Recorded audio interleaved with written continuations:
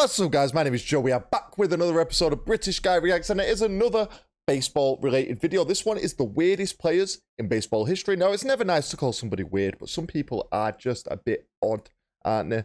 And some people thrive on being a bit odd. So we're going to check out some of these weirdest players. If you're new around here, subscribe to the channel. Go subscribe to my gaming channel, guys. Please help me out over there. We are playing MLB The Show. Go subscribe to that. Give these videos a like, comment down below, all the good stuff. Let's jump straight into this. It's a long one, so make yourself comfortable, get yourself a drink.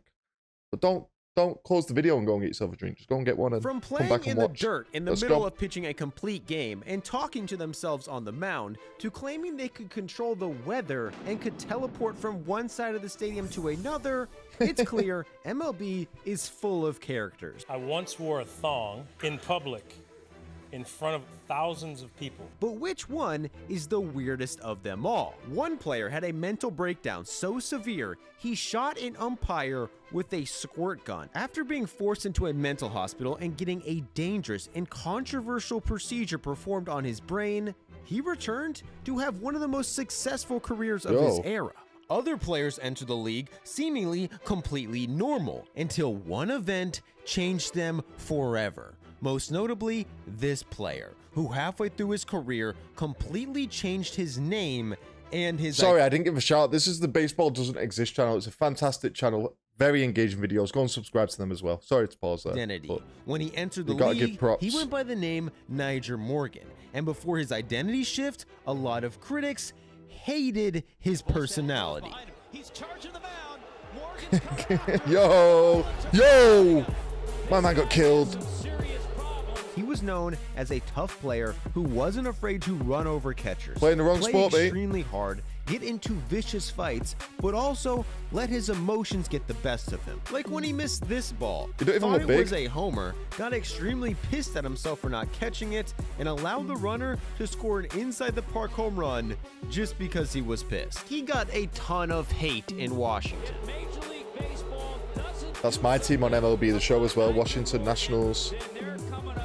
To fix this bad reputation, he decided to create multiple alter egos. He no longer wanted people to call him Nyjer Morgan. For those who have wrote in Nyjer Morgan, please stop. Definitely put in Tony.Plush. Under the name Tony Plush, he gave ridiculous interviews. This role you guys are on, just talk a little bit about it. That's it. Gotta go. For the people who said he was too flashy and cocky, he adopted another alter ego. Dude, Nyjer Morgan right now. Tony Gumbo right now.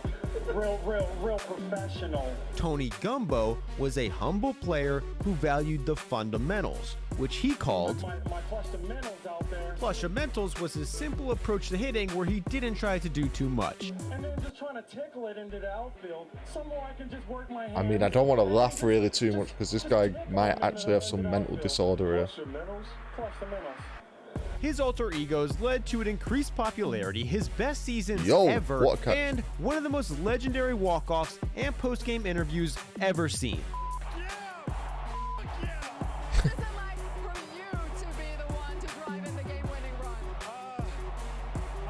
However, a lot weirder players have given weirder interviews. Yeah, Kalong told me a couple days ago, you gotta get rid of this echo. Can't talk. I'm drunk. Whatever. Max Scherzer is a very kind and normal person off the field. To be fair, that's the thing, right? If you're ever talking in a microphone and you're listening to yourself back, if there's a slight delay, like milliseconds, you cannot talk. It's impossible. So I feel in there. As hands down the biggest psychopath in baseball. He occasionally talks and snarls to himself while pitching. He screamed at managers who've tried to take him out of the game.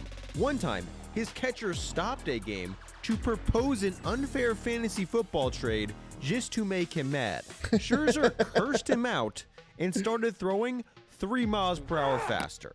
He also refuses to high-five teammates or be told good job while he's pitching. During his first game with the Dodgers, his brand new manager slapped him on the butt and told him good job. Scherzer responded by saying, quote, "Don't touch me. Scherzer has done this to multiple teammates because according to him, pitching is his job, and he doesn't deserve to be praised just for doing his job. I like that Scherzer mindset, may though. be known as a psycho, but he's never done something so crazy on the field that he was forced into a mental hospital only to escape that mental hospital. But before we get to that, That guy didn't seem like a psycho, in my opinion. He seems like a guy who takes his job very seriously. And yeah, I don't think that was psycho behavior at all. Talking to yourself's not that bad either, man.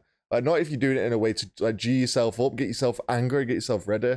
That's quite a normal thing to do, I feel like. Unless I'm also a psycho, but...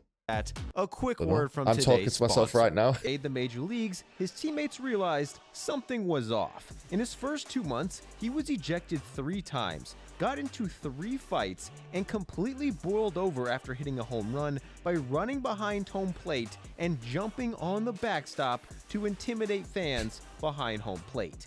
These actions got him demoted, where in the minors, he got ejected 6 times and got 4 suspensions in only 18 games. Bloody hell. He once even paused a game by stealing the ball from the pitcher's mound, went to his position, and refused to give the ball back. He once put a squirt Like a gun in his kid. back pocket, and after a bad call from an umpire, sprayed him with it. In another incident, he ran into the bleachers in just his underwear. All this happened during his rookie season. It became clear Pearsall was going through a serious mental Imagine you health drafted this concern, guy. causing the teams to send him to a clinic. Jimmy Pearsall escaped the clinic. Once he was found, he was sent to the quote violent room of a mental institution where he underwent electroshock treatment, a method where electric currents are sent through a patient's brain to induce small seizures. At the time, this procedure was a new, controversial, and extremely dangerous thing to do. Sounds According it. to one account, patients would be, quote, begging, screaming, and crying throughout the session. For Pearsall, this treatment caused extreme memory loss, and by the time he was done, he didn't even remember he ever played Major League Baseball. But somehow, it actually seemed to work. Defying all odds, Pearsall went on to win Gold Gloves, make multiple All-Star teams That's a during mad an story. amazing 17-year career, including some memorable moments where he got in trouble for dancing in the outfield, trying to distract the batter, and running around the bases backwards after hitting his 100th home run. Our next player only hit 1 Major League home run and barely even played, but still became one of the most popular players in the league because of interviews like this. My name is Munenori Kawasaki. I'm from Japan. I'm Japanese. I love the energy. Munenori Kawasaki was Japanese and didn't know English, but refused to get a translator because according to him,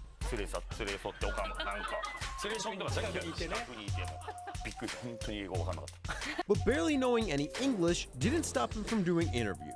Don't think it. Just swing. Just catch. Throw. Just catch. Don't think, everybody. Just win. Kawasaki would get to the field early like it. and do a stretching routine like this. Yo. He was so obsessed with Ichiro when he got to America and ended up being in the background of a picture with him, he had it printed on a t-shirt. In fact, according to him, the only reason he came to America was because the Mariners offered him a contract, even though he had to spend half his time in the minors and made $2 million a year less. He accepted it just so he could play with Ichiro. Everybody loved Kawasaki, including David Ortiz, who went out of his way to hug him at third base. Kawasaki responded by saying, How did that hug feel? He's good, strong spirits, big body. You're a little puppy. You're a little puppy. I'm a little puppy. He's big. This guy's great. Kawa, small. He's big. Kawa, small. He's big. Kawa, small. He's Big Kawa, small. Okay, we got it. We got it. Yeah, thank you very much. No. he loved being hugged by Big Papi, but this player doesn't. He actually has a phobia of being touched in the head and would freak out anytime it happened. Adrian Beltre was not only one of the best players of his era, he may have been the funniest. He would avoid getting tagged by any means necessary. He once went to the plate with his helmet on backwards. While on deck, he wandered too far from the on-deck circle. He was told to stand closer to the circle. Instead of moving to the circle, he moved the on-deck circle. I mean, it to him. worked. He was ejected. No. Oh, we saw this. Everybody loved We saw this in Adrian the Beltre. ridiculous umpire calls. I guess Beltray. Beltray? Yeah. However, the weirdest thing about him was his head. He hated being touched there. According to him, he made the mistake of telling Miguel Cabrera he didn't like being touched in the head. Cabrera told the Red Sox, who tortured him constantly, he thought he could escape by going to Texas, but they also found out. Soon, everybody in the world knew he had a fear of being touched in the head. That's and tough. Adrian If you're Beltre famous, was tortured you got the rest of random his career. people As coming up strange to you, as this just touching your superstition head. was, it's not as weird as the one that caused Derek Jeter to wear a golden thong in a game. And Derek Jeter was one of many to wear this thong. This practice began with Jason Giambi, who was gifted a thong while in Oakland. Giambi took the thong to New York, where the entire team like you do. swore it had superpowers. The powers that the Golden Thong had within it, right? Just push the stuff out of there. The thong was kept in a secret location. It was only revealed if a player was in a terrible slump. When a player desperately needed a hit, it would magically show up in their locker. And according to Giambi, every player who wore it got a hit. Bernie Williams, Johnny Damon, Robin Ventura, and Robinson Cano all wore the thong at least once. In 2008, Nick Swisher was having a terrible postseason. In Game 3 of the World 4 for Series, 40. it appeared. He wore it and got 2 hits. And in 2004, during an 0 for 32 hitting slump, Derek Jeter was given the thong. And on the very first pitch of the game, he hit a bomb. The entire team, who knew he had a Golden thong thong. on, couldn't help but laugh. This will go down as I wonder one if I of the can put one of them on strangest my uniform players in changes MLB The Show. history. But The golden not as thong. strange as Zach Greinke's uniform change, who literally wanted to quit Major League Baseball so he could be a trash man, which actually might be one of the most inspiring stories in sports. Greinke has always been known to do things differently, like in 2020 when he told his catcher what sign sequence they were going to use in front of everyone. Oh my, everybody knows what sign they're going with now. This is incredible. It works. That year, since there were no fans in the stadiums, he started sitting in the stands instead of the dugout. After requesting that the grounds crew fix the mound, he decided to just sit down in the middle of the field and is known for throwing pitches as slow as humanly possible. Oh, 54. What? According to one teammate, he once paused a game and called a mound visit just so he could propose a fantasy football trade. Yo, But they love early in fantasy his football, career, don't they, these Greinke's baseball quirks players? were actually worrisome. During his 3rd Major League spring training, he left the team planning to never return. According to Greinke, at the time, he had aspirations of either being a trash man or a lawnmower. Turns out, Greinke was going through a severe What, the case of peaceful social life. anxiety, Yeah. and the day-to-day Tough. pressure of being a major leaguer was wearing on him. So to him, despite being the #1 pitching prospect in baseball, mowing lawns seemed like a better option than making millions in the major leagues.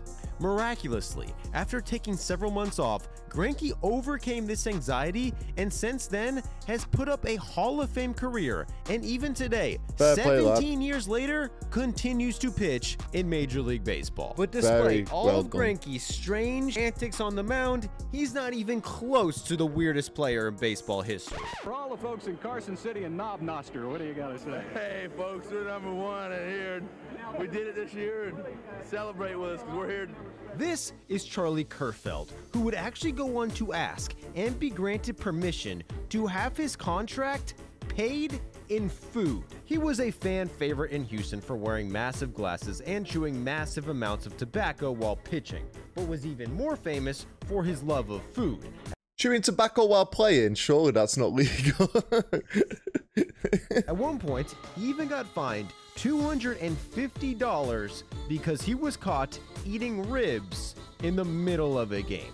Kerfeld had several strange antics, like wearing a cone head. How do you find a guy though who's getting paid in food? You find him food for eating food. Like, how does that one work? In the bullpen during games, wearing the same Jetson t-shirt underneath his jersey every single game, and most notably, his obsession with the number 37. In 1987, he requested to get paid $110,037.37 and asked for an extra 37 boxes of orange Jell-O. The Astros agreed, meaning that in 1987, Charlie Kerfeld got paid in Jell-O. But even this isn't close to the strangest relationship an MLB player has with food. Take Yasiel Puig, for example, who would literally pretend his bat was ice cream and lick it during games. According to him, he began doing this for a very valid reason, which really shouldn't surprise anyone because Puig was hands down one of the strangest players in the game. I love you, Dad. Right, I love Japanese people, man. I am not Japanese. The bat licking all started in the 2017 NLDS when his team needed him most. After this foul ball, for some reason, he felt the urge to lick his bat. Then, immediately after, he smoked an RBI double. From this point on, according to him, he began giving love to my bat, like licking my bat, kiss my bat, talking with my bat, stating that he was, quote, I the best guy lick the bat in the world. Then proclaimed that this strategy was something that every player should utilize. Nah, man. You need to give love to your bat, guy. I hope he wasn't playing during the COVID era. But it's not as gross as eating a mayonnaise smoothie, live moths, or snorting wasabi. And that's not even close to the grossest thing this guy did. He got paid tens of thousands of dollars from players to do some of the most disgusting things imaginable. Jeff Montuzas was a bullpen catcher employed by the Arizona Diamondbacks. His job was to help pitchers catch their bullpens and throw batting practice. He got paid less than $60 grand a year doing this. So according to him, in order to supplement his income and help team bonding, he would do absolutely anything for money. One player gave him $3,000 to drink a gallon of milk in 12 minutes. He made another deal with a player that allowed that player to punch him in the groin whenever he wanted, as long as he paid him $50 per punch. That one's not worth it. Pitcher shoot him in the head close range with a BB gun. He ate 2 live moths for $200. He ate boogers out of a player's nose for $400. Montuzas ended up making tens of thousands of dollars from these dares, which included eating a concoction of dip spit and 3-day-old chili, 11 bananas in 12 minutes, 6 ice cream donuts in 2 minutes, a mayonnaise smoothie. One player said, quote, he will eat absolutely anything except poop, urine, or vomit. I don't know how I feel about this. I'm sorry, he will eat. You're giving the guy money, but yes, one time, Jeff Montuzas got paid to eat a player's regurgitated yogurt. That is extremely gross. Yeah. However, Jeff Montuzas never teleported.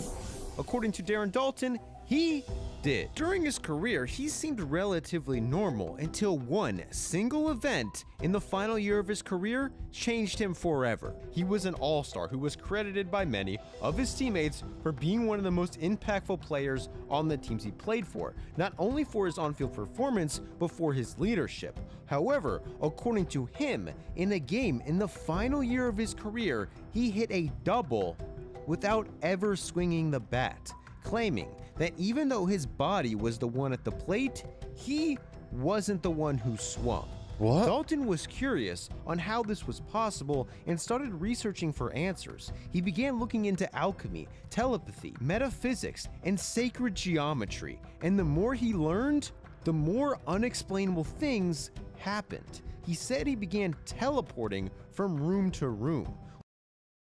When he got caught drunk driving, he said he was on the road because of business dealings with the FBI. And Daulton noticed when he started having negative emotions, it would start to rain, meaning that his thoughts could actually control the weather. This one's a bit odd. People dismissed him as crazy, but Daulton kept researching and put his findings into a book. It explains dimensions and the powers that come from manipulating them, giving him the rare powers to astral travel, teleport, travel through time, and gave him the power to talk to anything, no matter what it was. He could talk to lizards, nature, dogs, and even baseballs. Of course he which could. was something Mark Fidrych had started doing decades earlier. He had one of the weirdest and most exciting careers of all time, but also one of the shortest. Mark Fidrych came into the league and dominated immediately. In his first season, he threw 24 complete games, led the league in ERA, and started the All-Star game as a rookie. And that was the most normal thing about him. It looked like he was talking to the ball while he pitched. If it works, it works. I'm talking to myself. You're going, God, I'm in trouble again. How am I going to get out of this? Okay, calm down, relax. He would fill in holes and mess with the dirt with his hands during the game. Yeah, filling up the hole. I don't like it. You want me to get the ground crew out here every time? I mean, you know, stop the game, ground crew, you know, fix the mound. He would congratulate each fielder every time they made an out and would get into fights with bugs on the mound. And this made him an instant sensation. The Tigers played on a Tuesday, and 8,000 people came to the game. The very next day when he pitched, 40,000 people came. After games, 200 to 300 people would wait for him at his apartment. One of his game start time was actually pushed back because so many people wanted to come see him, it caused a massive traffic jam. And after his starts in Detroit, fans would stay after the game and cheer until he would come out of the dugout to say hi to them. Unfortunately, after this insane rookie year, he hurt his knee in spring training. He returned and dominated for a month and a half, only to tragically hurt his shoulder. Back then, the surgery he needed hadn't been developed, meaning that Mark Fidrych's career was essentially over, ending the weirdest career of all time. Okay, so that was the weirdest players in baseball history. You guys can let me know down in the comments which one you think was the weirdest. Some of them were pretty strange, but some of them I don't think were that bad, you know. Some of them were just pretty normal. Like this Japanese guy, not weird. He's just got a fun personality, you know what I mean? You can't go around calling him weird. Unless he likes it, I guess. The Golden Thong, that was a cool story. This guy with a social anxiety, again, it's not really weird. It's a bit of a mental issue as opposed to just being a weird guy in it. But you let me know what you thought of the video. I'll see you for the next ones, guys. Take it easy. Peace.